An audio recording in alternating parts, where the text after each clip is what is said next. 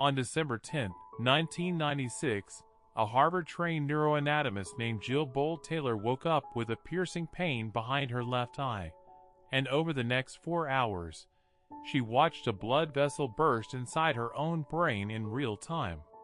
As her left hemisphere flooded and shut down, she lost the ability to speak, walk, or even recognize the boundary of her own body. But inside that terrifying warning, she noticed something neuroscience has since confirmed. Any emotion, once triggered, only lasts 90 seconds in the bloodstream. Here's the mechanism. When something upsets you, your amygdala fires and dumps a chemical cocktail into your system. Cortisol, adrenaline, the works. That chemical wave has a memorable half-life.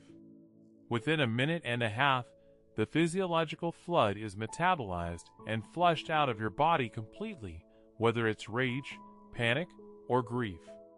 Taylor watched this happen to herself while unable to talk herself out of it, which is exactly why she trusted the data over the drama. So if the chemistry clears in 90 seconds, why does anger at your coworker last all afternoon, or a fight with your partner ruin your whole evening? Because after that first wave, you have a choice most people never realize they're making. You can let the chemical rinse out, or you relight the fuse by replaying the story in your head, and every replay triggers a fresh 90-second dose.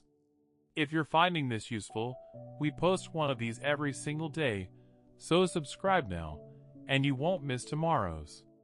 Taylor calls this the 90-second rule, and Harvard neuroscientists studying emotional regulation since have backed the same window.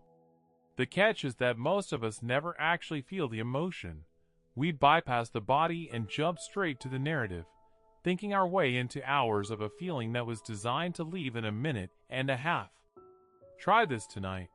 The next time frustration hits, set a silent timer, breathe, and just notice the sensation in your chest or your hands instead of the thought attached to it. Drop a comment and tell us if you actually felt it fade by the 90-second mark. Stanford and UCLA studies on affect labeling have since shown that naming a feeling out loud, just saying, "This is anger," measurably speeds up that chemical clearance, which is why Taylor herself now teaches this as a grounding technique for stroke survivors and anyone in emotional overload. It's not about suppressing the feeling. It's about letting the 90 seconds actually finish instead of restarting the clock every time your mind tells the story again. 8 years after her stroke, Jill Bolte recovered completely and gave a TED Talk about that morning that's been watched over 30 million times, all because she proved something most of us never test, that we are 90 seconds from a clean slate every single time.